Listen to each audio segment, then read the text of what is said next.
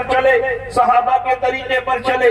نبی اکرم کو صحابہ کا طریقہ پیش کرنے کی کیوں ضرورت پیش آ گئی؟ نبی نے صرف اپنا ہی طریقہ پیش کیا ہوتا، جو میری سنت پر چلے وہ جنتی ہے، جو میرے طریقے پر چلے وہ جنتی ہے۔ نبی نے صحابہ کا طریقہ اپنے طریقے کے ساتھ کیوں پیش کیا؟ نبی نے صحابہ کی سنت کو اپنی سنت کے ساتھ کیوں بیان کیا؟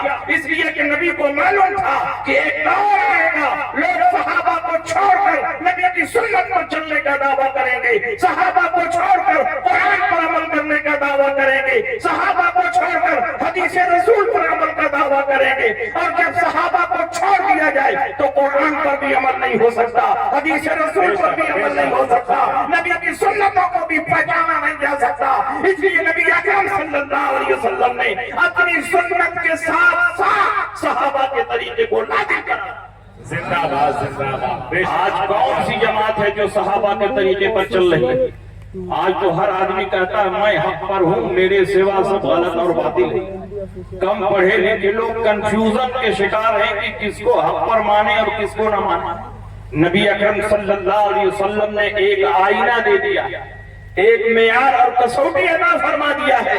نبی اکرم کی حدیث کا یہ ٹکڑا ما انا علیہ واصحابی ایک آئینہ ہے، اور دنیا میں جتنے باطل فرقے ہیں سب کے چہرے کو یہ آئینہ بے نقاب کرتا ہے، کیونکہ دنیا میں جتنی باطل جماعتیں ہیں وہ صحابہ کے طریقے سے الگ۔ لیکن ہم صحابہ کے طریقے پر، صحابہ نبی کے غیب کو مانتے تھے، ہم بھی نبی کے غیب کو مانتا ہے۔ صحابہ نبی کی شفاعت پر ایمان رکھتے تھے، ہم بھی نبی کی شفاعت پر ایمان رکھتے ہیں۔ صحابہ نبی کے وسیلے سے دعائیں مانگتے تھے، ہم بھی نبی کے وسیلے سے دعائیں مانگتے ہیں۔ صحابہ دور و نزدیک سے یا رسول اللہ کہہ کر پکارتے تھے، ہم بھی دور و نزدیک سے یا رسول اللہ کہہ کر پکارتے ہیں۔ صحابہ نبی کی تعظیم میں کھڑے ہوتے تھے، ہم بھی جلسوں میں نبی کی تعظیم میں قیام کرتے ہیں۔ صحابہ ایثار ثواب کرتے تھے، ہم بھی ایثار ثواب کرتے ہیں۔ صحابہ زیارت قبور کو جاتے تھے، ہم بھی زیارت قبور کو جاتے ہیں۔ جو صحابہ کا عقیدہ ہے وہی ہمارا عقیدہ ہے، جو صحابہ کا طریقہ ہے وہی ہمارا طریقہ ہے۔ اور نبی نے فرما دیا کہ جو صحابہ کے راستے پر چلے گا وہی حقیقت میں جنتی ہے۔ زندہ باد۔ بے شک اس لیے آپ اپنے نصیبے پہ فخر کرو کہ آپ صحابہ کے راستے پر چلنے والے ہیں، صحابہ کے عقیدے پر چلنے والے ہیں۔ صحابہ نبی کے غیب پر ایمان رکھتے تھے، نبی کی شفاعت پر ایمان رکھتے تھے، نبی کے وسیلے سے دعائیں مانگتے تھے۔ یہ بات ہوا میں نہیں کہی جا رہی ہے، بخاری اور مسلم کی حدیثیں موجود ہیں۔ اللہ کے نبی سید عالم صلی اللہ علیہ وسلم کے ایک صحابی ہیں حضرت ابو بکر، بخاری شریف کے شروعی میں یہ حدیث موجود ہے۔ بخاری شریف جلد اول کتاب الصلاۃ باب من رکع دون الصف، یہاں امام بخاری نے اس آدمی کا حکم بیان کرنا چاہا ہے جو مسجد میں پہنچے اور مسجد کے دروازے ہی پر نیت باندھ کر رکوع میں چلا جائے اور رکوع میں چلتے چلتے صف میں پہنچ جائے تو اس کی وہ رکعت شمار میں آئے گی کہ نہیں آئے گی؟ اسی مسئلے کو واضح کرنے کے لیے امام بخاری نے یہ باب باندھا ہے۔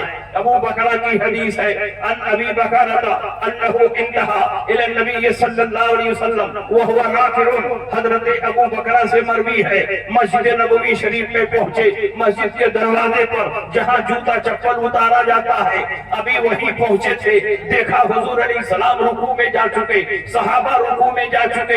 ابو بکر نے سوچا کہ وہاں جا کر نیت باندھوں گا، جاتے جاتے حضور کہیں سر نہ اٹھا دے، میری ایک رکعت چھوٹ نہ جائے، اس لیے ابو بکر نے جلدی جلدی مسجد کے دروازے ہی پر نیت باندھ لیا، وہی رکوع میں چلے گئے، رکوع میں چلتے چلتے صف میں پہنچ گئے۔ نبی اکرم مصلی امامت پر ہے، آپ کا چہرہ قبلے کی طرف ہے، آنے والا پیٹ کے پیچھے سے آ رہا ہے۔ جب حضور علیہ السلام نے سلام پھیرا تو ارشاد فرمایا اے ابو بکر کھڑے ہو جاؤ۔ ابو بکر کھڑے ہو گئے۔ اللہ کے نبی نے ارشاد فرمایا کیا تم نے مسجد کے دروازے ہی پر نیت باندھ کر رکوع کر لیا اور رکوع میں چلتے چلتے صف میں پہنچ گئے؟ کیا تم کو سنت طریقہ نہیں معلوم کہ صف میں پہنچنے کے بعد نیت باندھنا چاہیے؟ حضرت ابو بکر نے یہ نہیں کہا یا رسول اللہ آپ کا چہرہ تو قبلے کی طرف تھا، میں پیٹ کے پیچھے سے آیا اور آپ کو پیٹ پیچھے کا علم نہیں، تو کیسے آپ نے جان لیا کہ ابو بکر نے کس طرح نماز شروع کی ہے؟ اس لیے کہ وہ صحابی تھے، وہابی نہیں تھے، ان کا یہ عقیدہ تھا کہ نبی جیسے آگے دیکھتے ہیں ویسے ہی پیچھے دیکھتے ہیں، پوری کائنات نبی کے نگاہوں کے سامنے ہے۔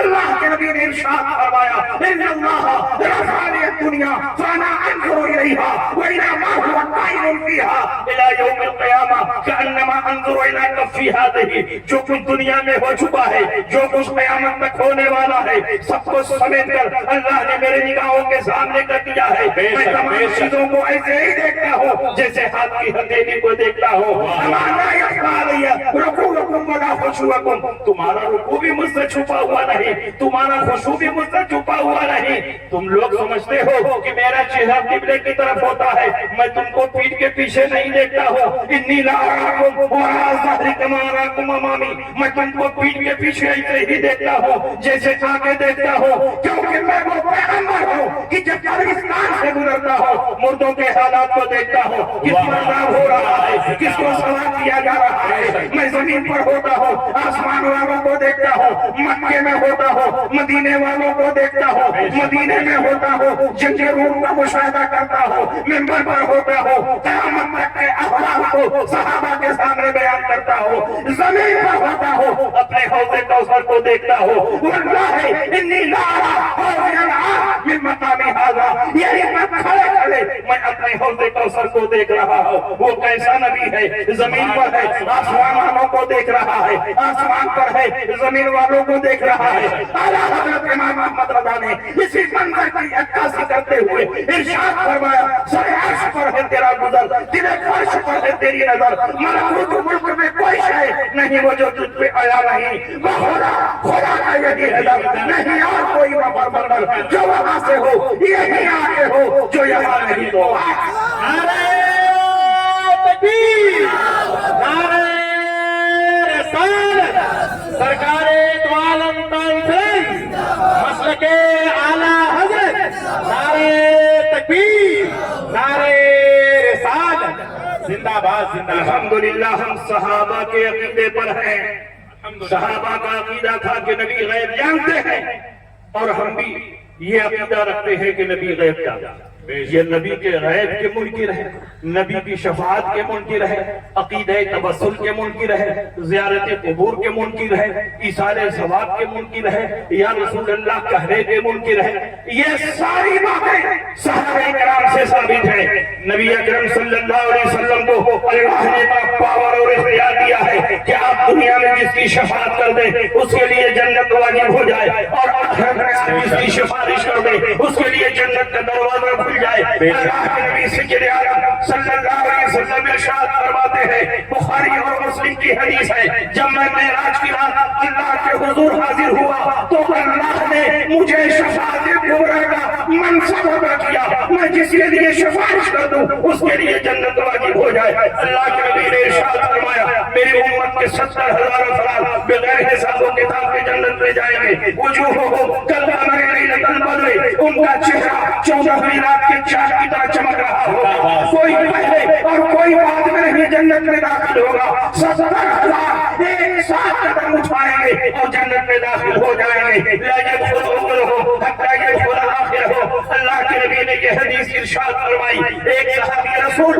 عکاشہ ابن محصن الازدی کھڑے ہوئے، انہوں نے کہا ادعو اللہ ان یجعلنی منہم یا رسول اللہ، اے اللہ کے نبی میرے لیے بھی دعا فرما دیں جو 70,000 افراد بغیر حساب و کتاب کے جنت میں جائیں گے اس میں میرا بھی نام شامل ہو جائے۔ نبی نے یہ نہیں فرمایا کہ دنیا میں شفاعت کا پاور نہیں، دنیا میں شفاعت کا اختیار نہیں، جب آخرت میں شفاعت کا پاور کیا جائے گا تب میری بارگاہ میں اپنی شفاعت پیش کرنا، بلکہ نبی نے اسی دنیا ہی میں جنت کا اختیار اور جنت کا پاور دکھاتے ہوئے ارشاد فرمایا انت منہم، جاؤ ان 70,000 میں تمہارا بھی نام شامل کر دیا۔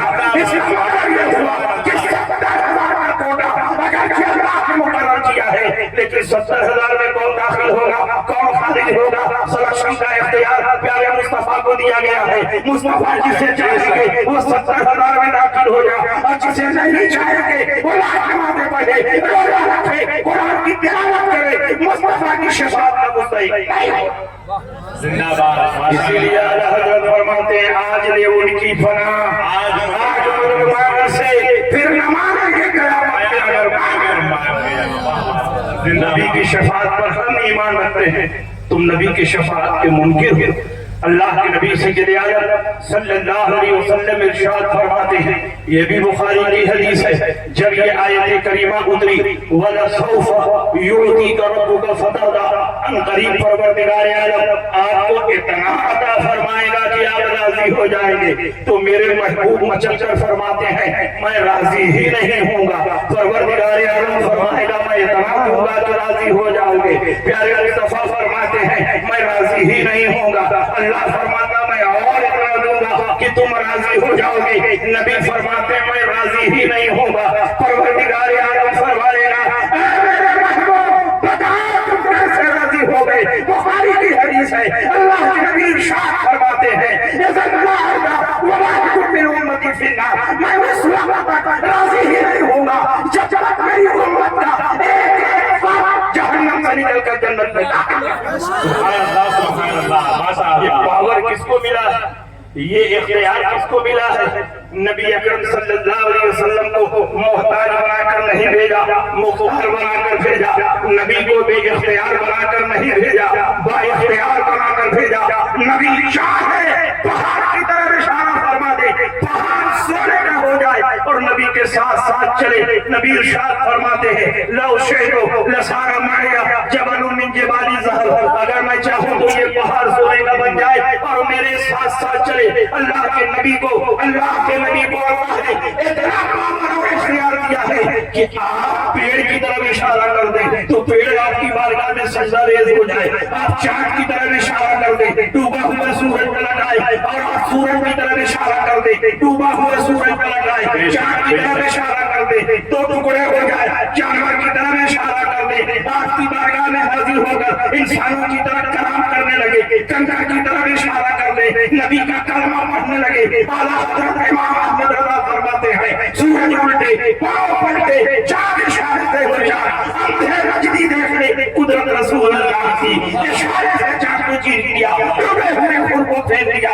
گئے ہوئے دن کو حاصل کیا۔ یہ دعوت کا مطلب ہے ماشاء اللہ ماشاء اللہ، حق ہے، زندہ باد۔ اعلیٰ حضرت امام احمد رضا نے اسی نبی کا تعارف کیا جس نبی کو اللہ نے فل پاور بنا کر بھیجا۔ اعلیٰ حضرت امام احمد رضا نے اسی نبی کی عظمت ہمارے دلوں میں بیٹھائی جس کو اللہ نے اپنا نائب مطلق اور خلیفہ اعظم بنا کر بھیجا، جس کے علم کا یہ عالم ہے کہ تمام نوری آخرین کے علم کو ایک پلے پر رکھ دو اور نبی کے علم کو دوسرے پلے پر رکھ دو تو بھاری بڑھ جائے گا۔ مصطفیٰ کا ہم کلمہ پڑھتے ہیں کہ نبی اکرم صلی اللہ علیہ وسلم میدان محشر میں جب شفاعت نہیں کریں گے اس وقت تک کسی نبی اور رسول کو شفاعت کی جرأت نہ ہوگی، چاہے آدم کی امت ہو، چاہے عیسیٰ کی امت ہو، چاہے موسیٰ کی امت ہو، کسی نبی کی امت ہو، سب حیران اور پریشان ہوں گے، لیکن پیارے مصطفیٰ ہوں گے کہ ساری امتیوں کی شفاعت کر رہے ہوں گے۔ انا اول من یقرع باب الجنہ، سب سے پہلے جنت کا فاتح میں کھٹکھٹاؤں گا، میرے لیے فاتح کھولا جائے گا اور جس کو چاہوں گا میں جنت میں داخل کر دوں۔ اس پیارے مصطفیٰ کا ہم کلمہ پڑھتے ہیں۔ اعلیٰ حضرت امام احمد رضا فاضل بریلوی پوری زندگی ناموں سے رسالت کا پہرا دیتے رہے، پوری زندگی ہمارے دلوں میں عظمت مصطفیٰ بچھاتے رہے۔ اسی لیے اعلیٰ حضرت امام احمد رضا فاضل بریلوی کو دنیا سے گئے ہوئے 100 سال سے زیادہ ہو گیا، لیکن آج بھی دنیا کے تمام خطوں میں اعلیٰ حضرت اور مسجد کے اعلیٰ حضرت کا پرچم لہرا رہا ہے۔ یورپ چلے جاؤ، افریقہ چلے جاؤ، امریکہ چلے جاؤ، دنیا کے کسی بھی خطے میں چلے جاؤ، ہر جگہ اعلیٰ حضرت کا کلام بھی پڑھا جا رہا ہے، پڑھا جا رہا ہے اور مسجد کے اعلیٰ حضرت کا نام بے شک، زندہ باد زندہ باد۔ پوری زندگی انہوں نے مصطفیٰ جان رحمت کی عظمت کی حفاظت کی، تو اللہ کے نبی نے امام احمد رضا کو وہ عظمت عطا فرمائی کہ آج دنیا کے ہر حصے میں امام احمد رضا کا چرچا ہو رہا ہے۔ اور آپ کے علم کا عالم یہ ہے کہ 10ویں صدی ہجری کے بعد اب تک 450 سال کا زمانہ بیت گیا ہے، اب تک پوری دنیا میں امام احمد رضا کے ٹکر کا نہ کوئی مجدد پیدا ہوا۔ کیا کہتے ہیں، زندہ باد زندہ باد۔ 10ویں صدی ہجری کے مجدد علامہ جلال الدین سیوطی ہے، انہوں نے 1000 سے زیادہ کتابیں تحریر فرمائی۔ علامہ جلال الدین کے بعد پوری دنیا میں چاہے عالم عرب ہو چاہے عالم عجم ہو جتنے محققین پیدا ہوئے جتنے محدثین پیدا ہوئے جتنے محدثین پیدا ہوئے سب کی تصریفات کو اور سب کے کارناموں کو سامنے رکھو اعلیٰ حضرت امام احمد رضا سے پڑھ کر نہ کوئی وجہ پیدا زندہ باد زندہ باد نعرہ تکبیر نعرہ رسالت مسلک اعلیٰ حضرت مسلک اعلیٰ حضرت زندہ باد زندہ باد حضرت احمد رضا نے واہ 1000 سے زیادہ کتابیں تصنیف فرمائی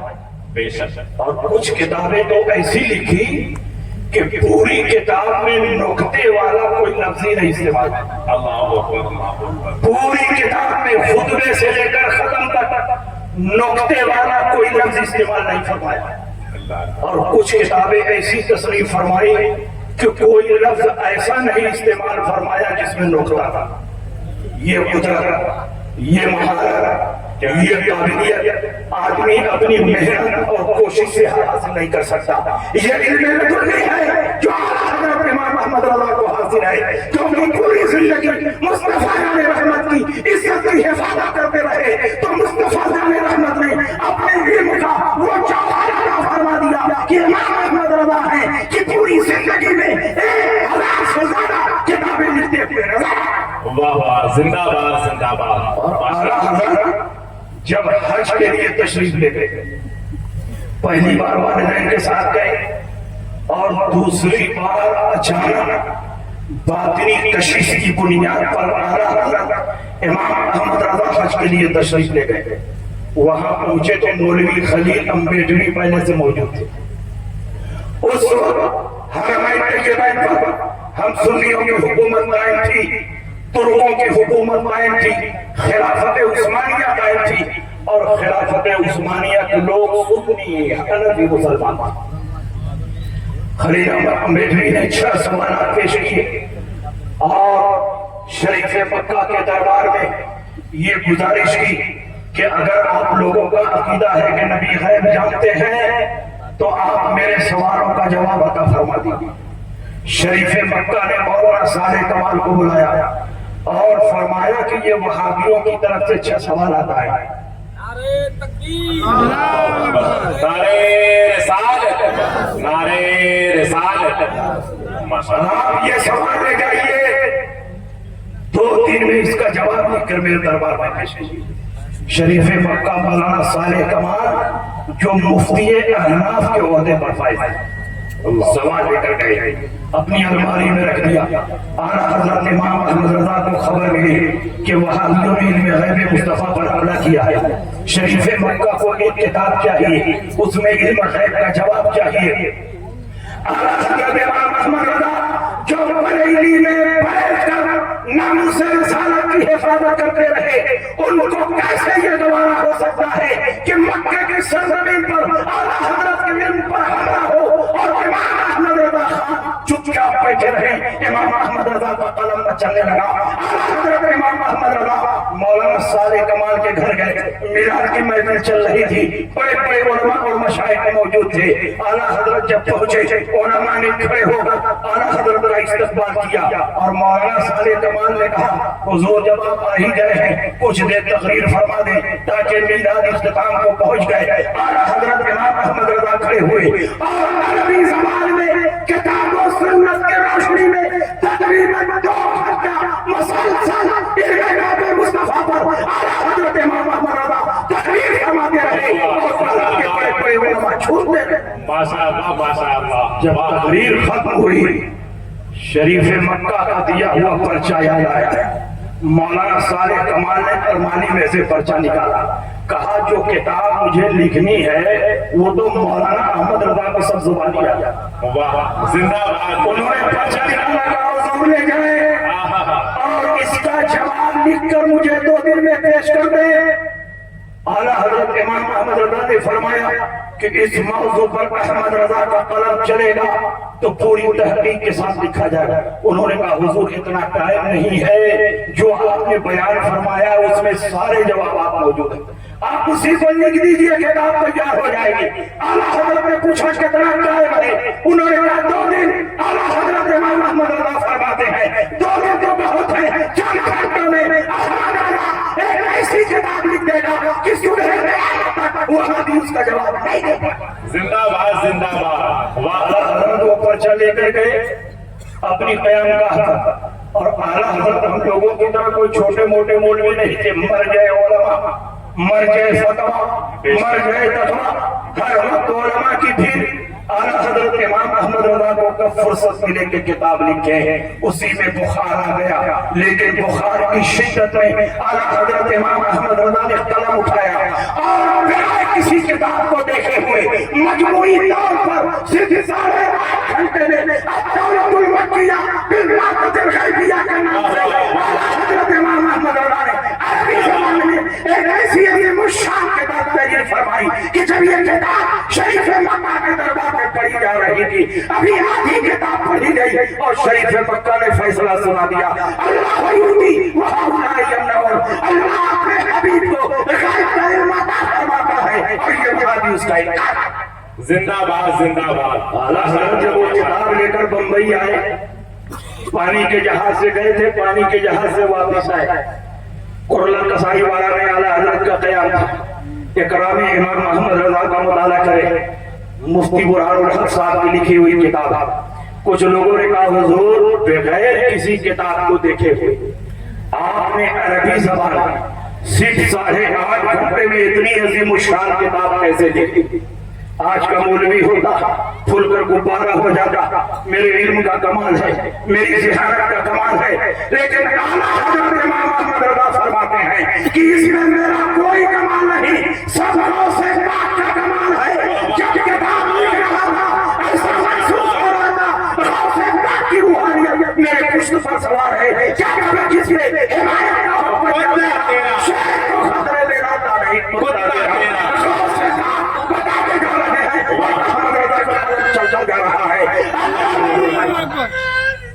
یا رسول اللہ، یا رسول اللہ صلی اللہ علیہ وسلم. الدولۃ المکیہ صرف احمد رضا کی کتاب نہیں بلکہ غوث پاک کی زندہ کرامت. بے شک حق ہے. آج بھی یہ کتاب لاجواب ہے اور صبح قیامت تک لاجواب رہے گی انشاءاللہ. یہ تو اعلیٰ حضرت کے علم کا عالم ہے اور اعلیٰ حضرت کی بزرگی، اعلیٰ حضرت کی ولایت، آپ کے کشف و کرامت اور آپ کی باطنی کشش کا عالم یہ ہے کہ غوث پاک رضی اللہ تعالیٰ عنہ نے بہت سارے ولیوں کے خواب میں آ کر فرمایا اس دور میں مولانا احمد رضا میرے نائب ہیں. میں نے نیابت کا تاج مولانا احمد رضا کے سر پر رکھا. اللہ زندہ باد. جماعت اہل سنت کے بہت بڑے عالم اور محدث پیر سید جماعت علی شاہ محدث علی پوری نے خواب دیکھا. خواب میں غوث پاک تشریف لائے. پوچھا حضور اس وقت ہندوستان میں آپ کا نائب کون ہے؟ تو سرکار غوث پاک نے فرمایا اس وقت ہندوستان میں میرا نائب مولانا احمد رضا خان بریلوی. جب اعلیٰ حضرت کی کرامت، اعلیٰ حضرت کی ولایت کا مرتبہ اونچا ہوا تو پاکستان کے رہنے والے، اس وقت پاکستان بڑا نہیں تھا، شرف پور کے رہنے والے پیر طریقت شیخ المشائخ حضرت علامہ شیر محمد شرف پوری نے خواب دیکھا. سرکار غوث پاک خواب میں تشریف لائے. علامہ شرف پوری نے پوچھا حضور اس وقت پوری دنیا میں آپ کا نائب کون ہے؟ سرکار غوث پاک نے فرمایا اس وقت پوری دنیا میں میرا نائب مولانا احمد رضا خان بریلوی. علامہ شرف پوری شرف پور سے چل کر بریلی آئے. اعلیٰ حضرت کی بیٹھک میں داخل ہوئے. اعلیٰ حضرت امام احمد رضا اپنی بیٹھک میں تشریف فرما ہے. علامہ شرف پوری جیسے ہی حجرے میں داخل ہوئے اعلیٰ حضرت امام احمد رضا کو سلام کیا، ان کے ہاتھ کو بوسا دیا اور پلٹ کر اعلیٰ حضرت امام احمد رضا نے علامہ شرف پوری کے ہاتھ کو بوسا دیا. انہوں نے کہا حضور آپ نے میرے ہاتھ کو کیوں چوم لیا؟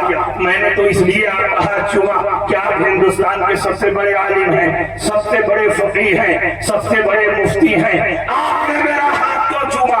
میں نے اپنا نسل نہیں بتایا، اپنا نام نہیں بتایا، اپنا تعارف نہیں کروایا، آپ نے کیوں میرا ہاتھ چوم لیا؟ اعلیٰ حضرت امام احمد رضا फरमाते हैं कि जो ख्वाब में सरकार से पाक को देखकर आ रहा हो वो इस लायक है कि सिर्फ उसका हाथ नहीं बल्कि उसका पाँव भी चूमा जाए। इसलिए मैंने तुम्हारे हाथ को बोसा दिया है। सब लोग जिधर वो है उधर देख रहे हैं, सब लोग जिधर वो है उधर देख रहे हैं और हम देखने वालों की नजर देख रहे हैं। जिंदाबाद जिंदाबाद। ये आला हजरत इमाम अहमद रजा की शान।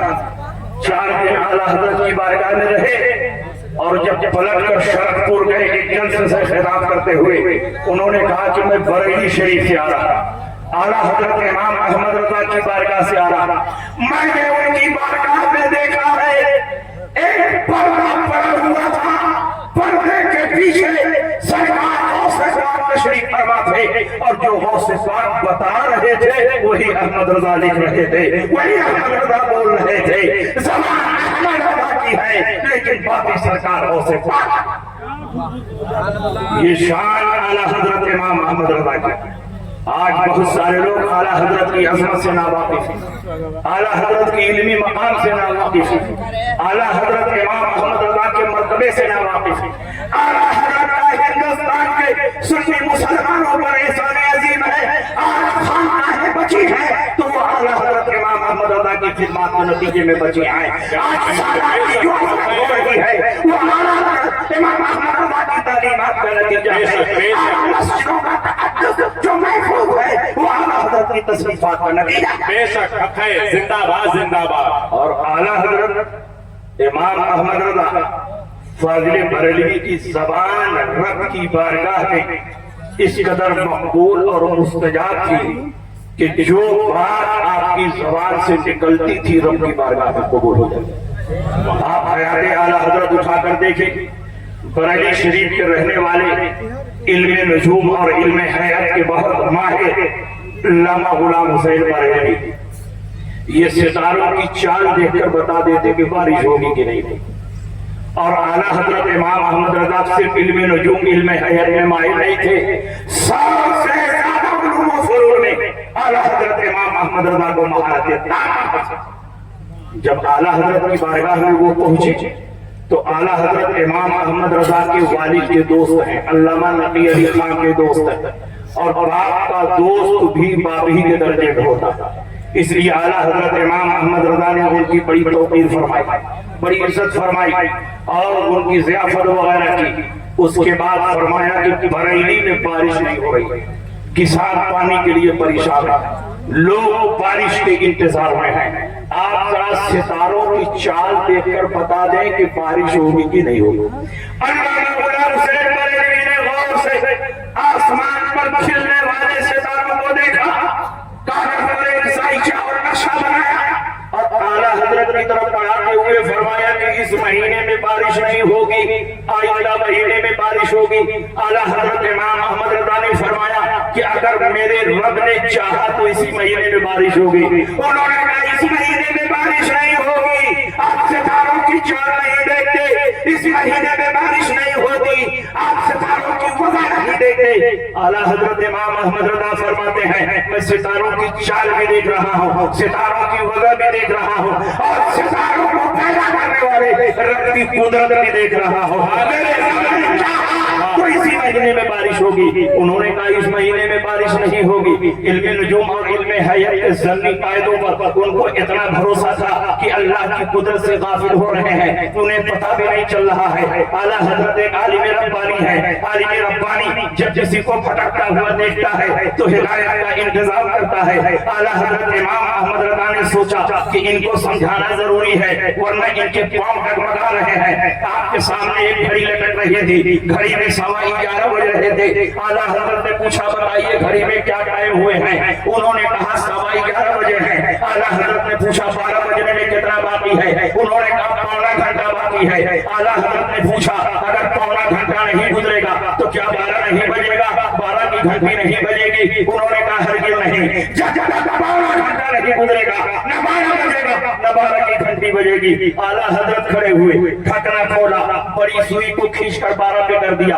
फौरन 12 बज गया। 12 की घंटी बज गई। आला हजरत ने फरमाया कि आप तो कह रहे थे जब तक पौना घंटा नहीं गुजरेगा ना 12 बजेगा ना 12 की घंटी बजेगी। 12 भी बज गया और 12 की घंटी बज गई। अल्लामा गुलाम हुसैन बरेलवी ने कहा आपने बड़ी सुई को खींचकर 12 पे कर दिया, इसलिए फौरन 12 बज गया, 12 की घंटी बज गई। अगर ये सुई अपनी फिक्री रफ्तार से चलती तो पौना घंटा गुजरने के बाद ही 12 बजता। आला हजरत इमाम अहमद रज़ा फरमाते हैं यही नुक्ता मैं आपको समझाना चाहता हूँ। मैंने बड़ी सुई को खींचकर 12 पे कर दिया, फौरन 12 बज गया, 12 की घंटी बज गई। मेरा परवरदिगार की तारीफ है, जब चाहे इस सितारे को खींचकर यहाँ कर दे, उस सितारे को खींचकर यहाँ कर दे, इस सितारे को खींचकर यहाँ कर दे, फौरन सितारों की चाबी बदल जाएगी, सितारों की वजह बदल जाएगी, आपका बनाया हुआ नक्शा बदल जाएगा। मेरे रब ने चाहा तो इसी महीने में बारिश होगी, बल्कि इसी हफ्ते में बारिश होगी, बल्कि अभी बारिश होगी।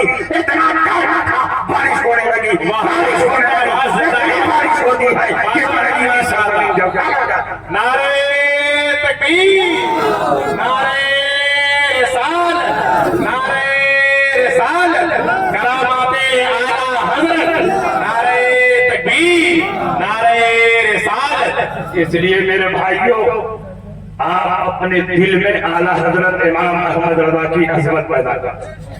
जिसके दिल में आला हजरत की मोहब्बत रहती है वो सुलह कुल्ली नहीं होता, वो वहाबी नहीं होता, वो देवबंदी नहीं होता, वो गैर मुकल्लिद नहीं होता, वो नाम नेहाद मौलाई नहीं होता, वो चकरालवी नहीं होता, वो मिर्जाई नहीं होता, वो शिया नहीं होता, वो हर गुमराही से महफूज होता है, क्योंकि आला हजरत की मोहब्बत उसके ईमान की हिफाजत करती है। जो लोग आला हजरत इमाम अहमद रज़ा से करीब रहे वो इतने मजबूत और मुस्तहकम रहे कि जिस इलाके में पहुंच गए वहां सुन्नियत की खेती हरी भरी गई हो गई, जिस इलाके में पहुंच गए वहां सुन्नियत का परचम कसम कर दिया। आज 100 साल हो गए हैं आला हजरत इमाम अहमद रज़ा को गए हुए, लेकिन रसूल पाक की बारगाह से इमाम अहमद रज़ा को ऐसी मकबूलियत मिली है कि आज दुनिया के हर खित्ते में, दुनिया के हर इलाके में इमाम अहमद रज़ा का परचम लहरा।